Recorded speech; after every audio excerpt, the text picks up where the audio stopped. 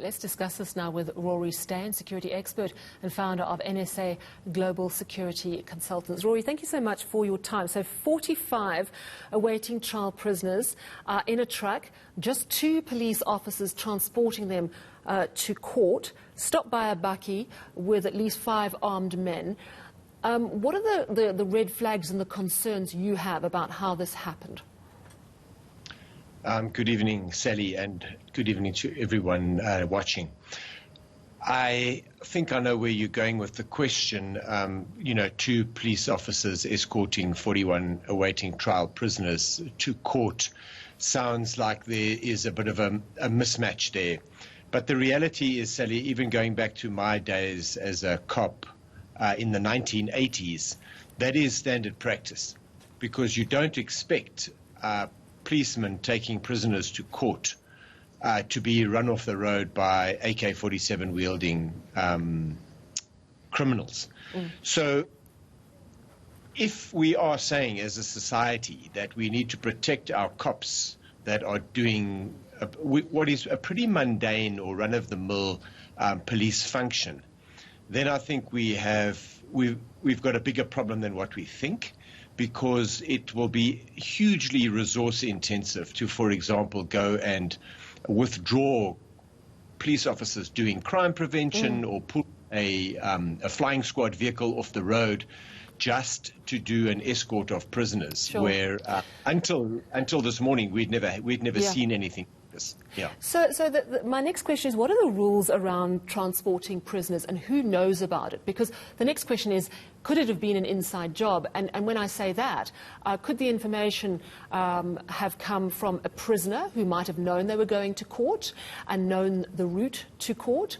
Or would it be only the officers and the people running the prison who would have known about that journey?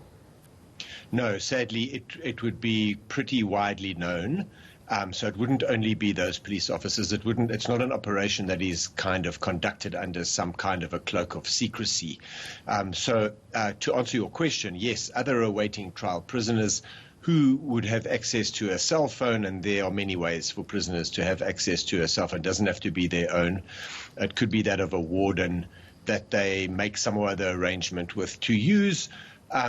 But, that is the kind of thing that prisoners discuss in prison. And whether it's, prisoners in police holding cells or whether they are awaiting trial prisoners in a major prison, the things that they talk about are, when is your next court date? So that information would be kind of readily available, but it would also be available probably in the public domain, because it's a regular court appearance. Does this? So sorry, Rory. I wanted to say the audacity of this, to just push this van off the road. Does that signal a new level of disregard for the law? I think it does. And I also think, and I've long banged this drum in what I'm going to say now. It also speaks to the lack of training and kind of the lack of management and even oversight and care from senior police management. I mean, I would ask the question, when last did those 2 police officers, and I really don't want to single them out, Sally, I have immense respect as a former cop for cops and the work that they do, but I would ask the question, when last were those police officers performing that escort? When were they trained? When were they given the latest intelligence known to crime intelligence, or hopefully known to our Rory, I mean, you're raising such an important topical issue. I just have to ask you one last question, and that is, how difficult is it to catch those? And I mean, one of the significant things, there were 45 people, prisoners. 31 of them took the gap to go. Some have since been recaptured. There's 18 on the run. But interestingly, 14 decided, I'm not going to run. I'm not going to increase my sentence by trying to run away. I'm actually just going to wait. So I thought that was quite interesting. But how difficult is it going to be to recapture these 18?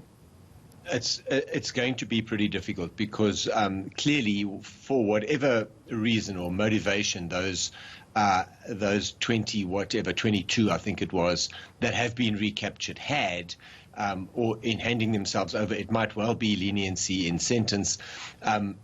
not everybody is going to think like that, and the real hardcore criminals are certainly not going to choose that route. They are probably or possibly breaking bail conditions, even by escaping. That's adding another serious crime to their rap sheet.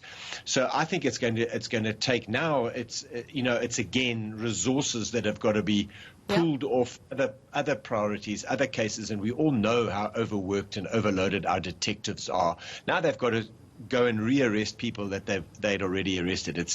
It's actually it's an indictment, and I'm sorry for those cops. The ones that work hard to bring those prisoners to book, to get them before a court of law, to have their day in court, if you want to quote a cliche. Sure. And now they've got to redo all of that. I honestly feel for them. But Sally, yes, I think the audacity of it, is shocking. It's it's quite it's a massive concern.